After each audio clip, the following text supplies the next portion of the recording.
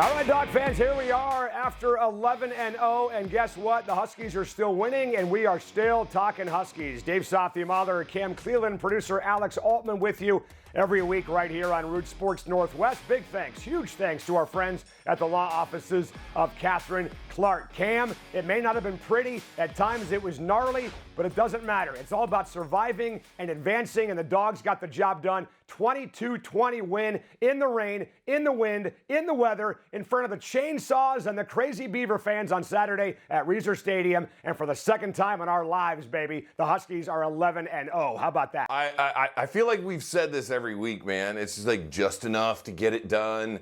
And how are the things supposed to be? And there's never an easy game. And it was the weather. And let me just tell you, it was a monsoon of epic proportions. But to hear that chainsaw, over and over again in that game, in that moment, with a top 10 team, 11, however you want to rank it and see it, it's a huge win on the road. And the credibility of this team going into the month of November, man, Dave, we said it's going to be the gauntlet of games. And all you've done is gone 3-0 out of it. It's impressive. And we're sitting at 11-0, my man. No, it's amazing what this team has done. And it could have been even worse, Cam. You go back to the start of the third quarter, Jabbar Muhammad picking off DJU, giving the Huskies the ball at the Beaver 22-yard line. I had been saying all week long on my radio show on KJR that this was going to be a blowout. And I thought at that point in time, here comes the blowout, baby. Here comes the hammer. And they had a chance to go up 29-10. And Quentin Moore gets called for a holding penalty and a false start. And the Huskies walk away with nothing. Really was kind of a microcosm of the entire second half offensively for the UW offense, I thought. Yeah, there were just little things in these games. And we'll talk about it throughout the show about how to put away a team or mistakes or penalties and all the things that culminate into good football teams. DJU, and I mean, give a huge shout out to Damian Martinez. That kid is an absolute stud, and he single-handedly dominated Washington. But that's to here nor there. In the end, you found a way to win games. But as we get closer, especially into this week, we talking to Apple Cup, man, it's got to be sharper on how you execute and finish a football game. Well, let's talk about that for a second, because even though the Huskies won, even though Washington is 11-0 for the first time since 1991, Ryan Grubb, UW offensive coordinator, at the Monday press conference at Montlake, not happy with the offensive performance on Saturday at Oregon State. You know, just bad execution. Honestly, I thought it was the worst half of football we played all year, including the Arizona State game. We executed poorly. The standard was low. We got to be better. We're underachieving on offense right now, and we've gotten bailed out 2 weeks in a row in the second half, and that's got to change. It's got to be way better. Practice has got to be better. We got to be ready to play a really motivated Washington State team. So this is now 4 consecutive games where the defense has made a big play to kind of assist and bail out and help out the offense. What's going on with the offense, man, and how much can this be fixed in time for the Apple Cup on Saturday? Well, I think there are a couple things that's going on with the offense, and we've seen it, and certainly noticing how it's changed a little bit. But first of all, Jalen McMillan has been out for quite some time. You had Jeremy Bernard, who was coming off of injury. That left you with Jalen Polk. And Jalen Polk in the game, he struggled. And okay, let's be realistic. The conditions were ruthless about catching a football. He went from one pair of gloves to a leather pair of gloves to no gloves, and he dropped a ton of footballs. And then it became, well, we can only target one guy, and that was Rome Odunze. He had the game, another unbelievable football game in situations.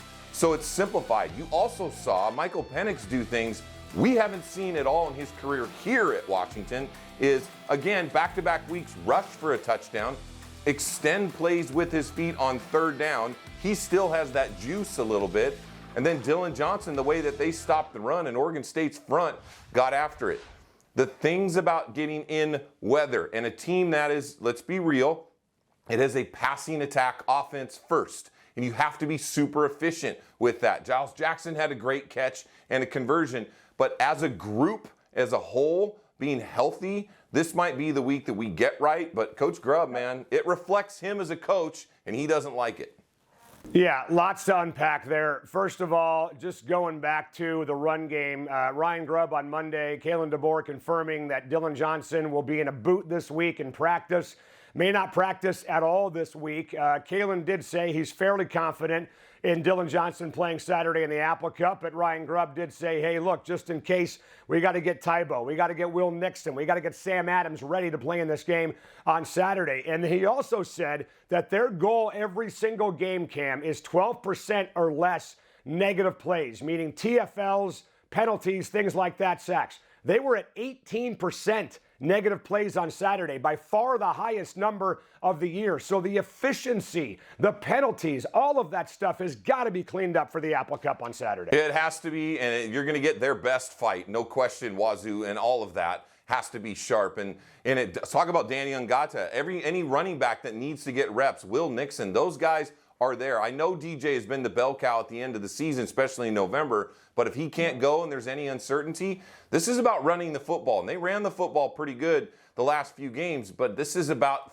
finishing and putting teams away. And certainly we're not focusing on negatives here. We're being realistic as the push. At the end of this season, this offense has been the ones that pushes you to the championship run, and that's what we're hoping for. Well, and then Michael Penix on the ground, which I've been calling for this all year. Where's this been? We know that number 9 has athleticism. We know that number 9 can run. Obviously, early in his career at UW, going back to last year, maybe earlier in this season, you want to protect him. The injury history at Indiana still kind of sitting there in the back of your brain. But I love the fact, Cam, with only one more game left in the regular season, Michael Penix's final game ever at Husky Stadium on Saturday. I love the fact that they are unleashing this guy on the ground. We'll come back and talk more about that, hit the defensive side of the ball, and look ahead to the Apple Cup right here on Talkin Huskies on Root Sports Northwest.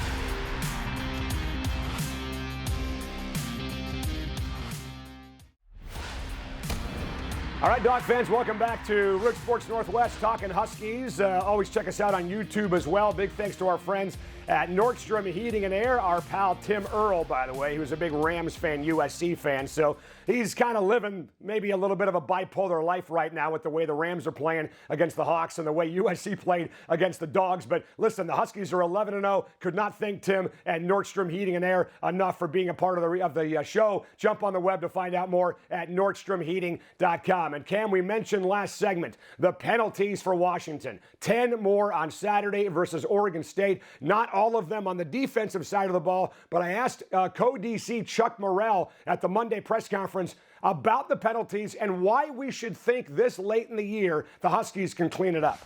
Yeah, I mean, it's an issue. It's got to get fixed. I mean, we've talked about it repetitively, and guys understand the awareness in the moment. And I think when you're a good football team, people are finding any little edge or advantage that they can to steal yardage on you. And that's something that's unacceptable. It's a thing that I think, if you want to have an opportunity to, win a championship, then your detail level has to rise every single play. We mentioned that drive on offense after Jabbar Muhammad's interception. How about the opening drive of the game for Oregon State, Cam? The Huskies have Oregon State to a 3-and-out, and Braylon Trice jumps off sides. Beavers continue, and they tie the game at 7. How do you stop this from continuing on Saturday? It's got to be a monster point of emphasis, and no question that these coaches are going to say that. You don't want to put a mindset into a player to play with fear, okay? Because there used to be a thought that even when I played in the NFL, they said, oh, it's $100 if you do that. They put a fear drive into you, so you're like, what are we going to do? That's not realistic. I want these guys to play fast, and they want to play free. But intelligence, okay, high-level intelligence in situations. It's not just that the penalties happen. They happen in key moments. Third downs, extension of drives. In the red zone, you get a holding penalty that puts you back and behind the sticks. Those situations of penalties are what's causing the issue. And that has to be practiced. That has to be pounded. And of course they're going to do that. There's no other way to combat it. But if you look in history, good teams, high-level football teams, always seem to be up in the air when it comes to penalties because they're playing faster, they're playing intense, and they're playing loose. However, that does not work when you're facing really, really good football teams like you're going to have down this stretch. No question. And look, there were obviously a ton of positives for the defense on Saturday night.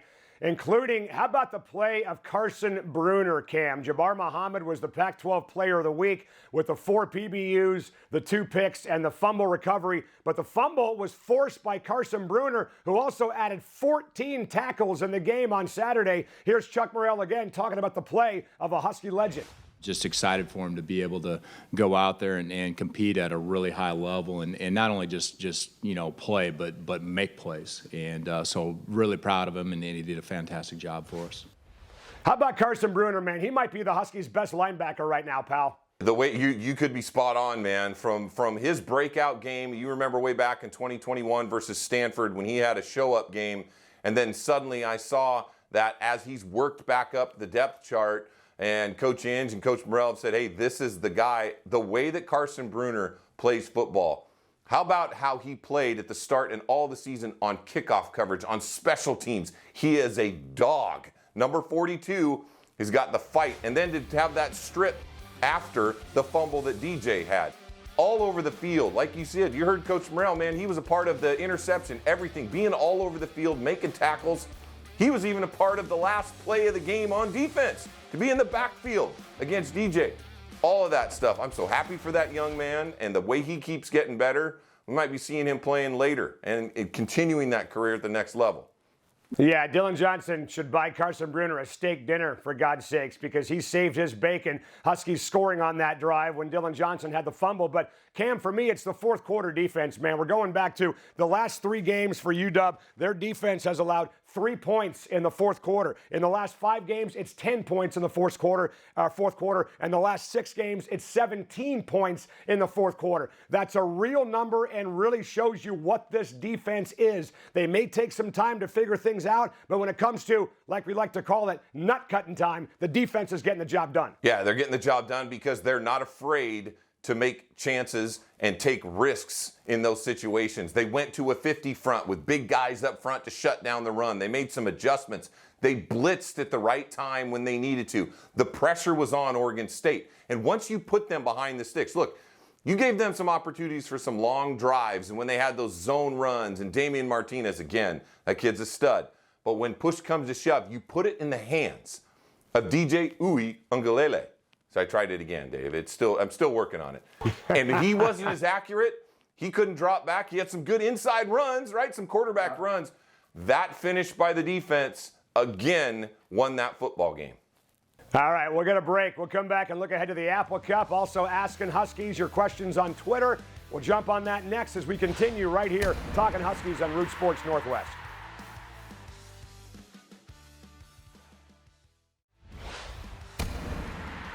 All right, Dog fans, welcome back to Talkin Huskies right here on Root Sports Northwest. Big thanks to a brand new partner here, Cam, on the show, our friends at SimplySeattle.com, the largest local collection of Huskies gear, NIL gear with Penix and Roma Dunze. Custom pieces you won't find anywhere else. Don't delay because everything is 20% off right now for Black Friday week. Order online at SimplySeattle.com. And my friends at SimplySeattle.com have stuff that nobody else has, Cam, like the old Don James Block W hat. I put this thing on right now, and you are officially intimidated looking at me with the Don James hat on right here. Get this and more at SimplySeattle.com. Well, let's get to it, man. The Apple Cup on Saturday. You know what it's like to win the Apple Cup, and you also know what it's like to lose the Apple Cup. What does this game, Cam, mean to you as a Husky? Well, it means everything because it's bragging rights in your own state. This is your family. I grew up with Cougars. They're all Cougars. I might be the only Husky. And so all I did was hear about it for 364 damn days. So yeah, it means a lot. Going over to Palouse and winning over there, but then losing it my senior year and watching them celebrate with roses at Husky Stadium. Yeah, it burns inside my soul to this day. So this is about finishing and holding that trophy at the end and biting into a nice red apple knowing that you're the best in your state. Well, and Kalen DeBoer, the question has to be asked. You have already clinched a spot in the Pac-12 championship. A lot of people are calling this a trap game, which I find to be ridiculous. Chris Peterson was on the show on Monday and said there's no way that Kalen DeBoer will allow the players to look past Wazoo and into the Pac-12 championship game against Oregon or Arizona. But we did ask Kalen DeBoer on Monday, how do you make sure the guys focus on Saturday and don't think about Las Vegas? especially with a perfect record that we have going. There's a lot of pieces just to, putting our name in the history books of Husky football. We'll be up for it. We'll be ready. It's gonna be a beautiful day at Husky Stadium. Place can be rocking. So is that a concern for you, Cam, that you got one more game to play before you get to Vegas, happens to be against your rival who's struggling right now? They're 5-6. This is their Super Bowl. They need this win to clinch a bowl game. And oh, by the way, would be sweet as heck for them to knock Washington out from the ranks of the unbeaten. Yeah, of course it is. No doubt. You're going to get their best game. Cam Ward put up 50 plays in the first half last year. Okay, but then they ran out of gas and we outlasted them. Look, man, you don't run a race and get all the way to the finish line and stop short and say, well, we just didn't quite get there. That's not the mindset. That is not the mindset. This is 1-0 mindset. This means you have to win this football game, and you don't even care about the Pac-12 championship right now because it demeans the fact of what you're trying to do is get to 12-0. You heard Coach DeBoer say how valuable that is because it puts you in position to get to the championship game, and then whatever else takes care of that, that's another thing. We can talk about the college football playoff later when we're in that. But however, this game means everything to these young men, and 12-0 is the goal. Yeah. Well, it'll be only the second time in school history it's happened, and the first time it's ever happened in the Pac-12 era, and the first time the Huskies have ever done it during a regular season. But there is another element to the weekend, the Civil War, or the game formerly known as the Civil War, on Friday in Eugene, Oregon State, Oregon. If Oregon State beats Oregon, Arizona beats Arizona State Saturday, the Huskies play Arizona and not Oregon in the Pac-12 championship. So who are you, Cam Cleveland, rooting for in the Oregon-Oregon State game on Friday? Look, man, I don't care. I mean, you want me to be real? I could care less. Give me the Ducks.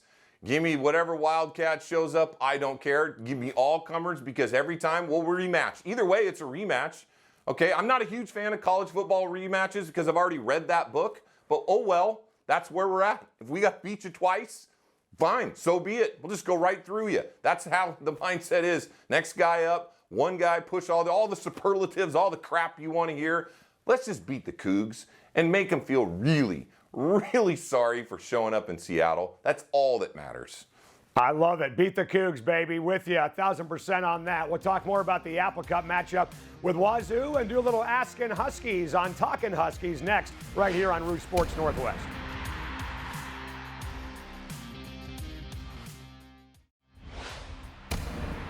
Okay, Dog fans, final segment for us for today, right here on Talkin Huskies. Don't forget, Huskies in the Apple Cup, 1 o'clock on Saturday. I'll be back next week talking about the game and looking ahead to the Pac-12 championship in Las Vegas. How about a little Askin' Huskies right now on Talkin Huskies?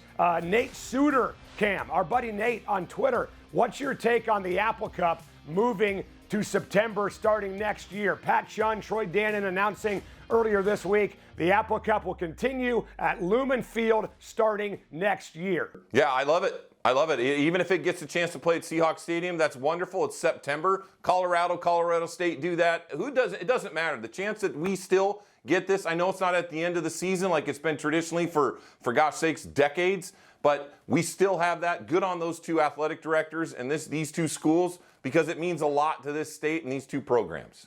No question. And I tell you what would mean a lot to Husky fans is to win the Apple Cup on Saturday and get to 12-0. We spent some time on the show earlier talking about the struggles, Cam, of the offense. Does this feel like maybe a get-right game for UW's offense? The Cougar defense, 92nd in the country in total D, 101st against the pass and 71st against the run. Is this the week where Ryan Grubb, when the game is over, has a smile back on his face? Yeah, I think there's going to be a massive point of emphasis for this offense to really show out and what they can do and go all the way back to the start of the season and see the dominance that they can perform at. The healthy Jalen McMillan, Jalen Polk, also Roma Dunze, who in my opinion is the Blitnikoff guy running away.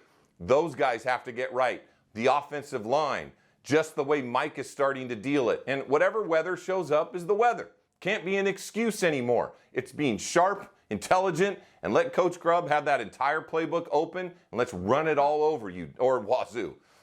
Yeah, Cam, I'm glad you mentioned the offensive line because Saturday against Oregon State was the second consecutive week where UW was playing a fairly significant threat at defensive end in Chatfield this week and Jonah Ellis the week before against Utah, and we barely heard those names called in the last couple of weeks. Washington's done a phenomenal job of protecting the quarterback all year long. The difference, though, in this game on Saturday, the Cougars have not one but two defensive ends, including Ron Stone, that can get after the quarterback. So both Fatanu and Rosengarten will have their hands full this weekend. Yeah, they will. But remember they have 22 sacks on the season. You know, we're the last in the Pac-12 in sacks, but they had 5 against Colorado State. Or I'm sorry, against Colorado, not Colorado State. That's how you get your sack numbers up. But those two Sunday players that we have, along with backs, Troy, Roger, guys on the inside, they have taken care of business. And they understand, too. The scheme, too, has made it so Michael gets the ball out. But now he's got a little bit of fleet of foot. And that answer is, well, that makes me a little bit excited. No question. And Chuck Morrell, by the way, this week said Cam Ward reminds him of Caleb Williams. Maybe a little coach speak just to get his players fired up. Maybe a little bit too much praise for Cam Ward. But we've seen at times Cam Ward look like a slippery guy who's really hard to bring down in the pocket. What about that Washington State offense would concern this defense on Saturday? Well, it should be concerning because they have trio of wide receivers that are good, Victor, Kelly, and Williams. But Cam Ward, man, 8 touchdowns on the ground. He's got a lot of intensity, a lot of speed. He's not small, so let's put this. He's 6'2", 215, 220. He is fast. Get ready for a crap ton of RPO game.